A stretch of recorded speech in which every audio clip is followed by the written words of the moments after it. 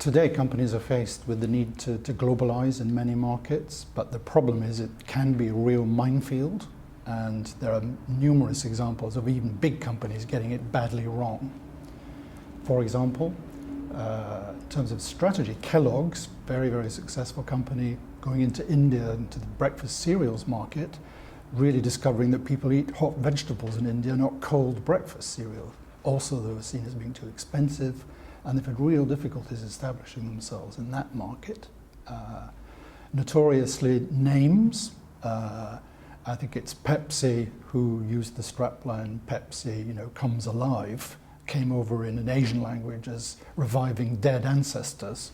And many, even the big car companies, you think they'd get it right, but Toyota has the MR2, which in French is MR2, or Fiat has a Rustica, or General Motors a Nova, which means it doesn't go.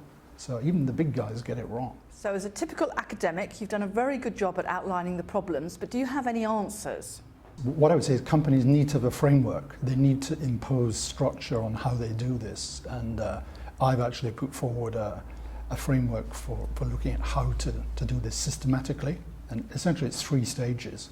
The key thing is to start with the customer. Too many companies go global for the wrong reasons, because it makes head office feel good. The right reason is your customers are the same in each country. Are they similar enough? Do you know who they are, how they use the product, their attitudes to your brand, and so on? If, and it's a big if they're similar enough, then you can group them together. And in that case, you need to decide step 2, which aspects of your marketing do you standardize? You could have the same product, but different advertising campaigns. You could actually use the same ad campaign, but vary the product formulation a bit. One example I like is Unilever product of fabric conditioner, where they use the teddy bear.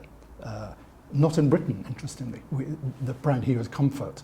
But in Spain, it's Mimosin. In France, it's Cajoline. In Germany, it's Kuschelweich. But they all use the teddy bear, a universal symbol of softness, mothers, babies. But actually, the product inside differs quite a bit. Phosphates, chemicals, the detergent that's used, and the names are different. But arguably, it's the same brand. So you're doing that through the visual aspect of the packaging.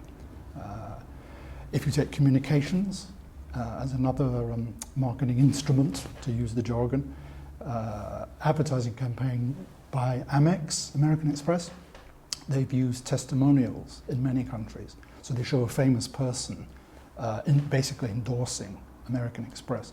In this country, they used Terence Conran, for example, and a famous German cabinet maker in Germany.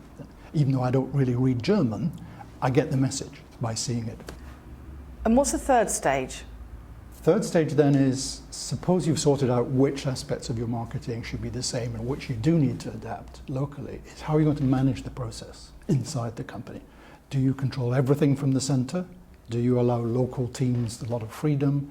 Or do you have some sort of combination, a matrix? Notoriously difficult to manage, but probably no alternative. Generally, top-down head office knows best doesn't work. So you do need to involve local teams. How do you make decisions about what to vary and what to keep the same, and in which countries? I think proper research, really understanding the market. We worked recently on a study of rental behavior. Why do people rent rather than buying, where they can own the thing? And we looked at the 4 major countries in Europe, found big differences. The British like to own their homes, the Germans much less so. The British rent cars far more than the Italians. Attitudes to renting very different in different countries. So understanding these things can actually help you decide which aspects of your marketing you should actually standardize across countries and where you do need to adapt. But then you need to work with the local teams to actually implement that. So sum it up for me. Are there 1 or 2 golden rules here? I think that the two main things are that although there are definite trends towards globalization, there are many cases where it doesn't work. Customers in different countries want their local products, and if you standardize too much, then actually you'll lose out. You could lose share and be less effective. And the second thing is that you, as I said, you need a really clear framework for analyzing it based on solid customer evidence And you need to manage the process internally with the local teams, not doing everything from head office. Chris, thank you.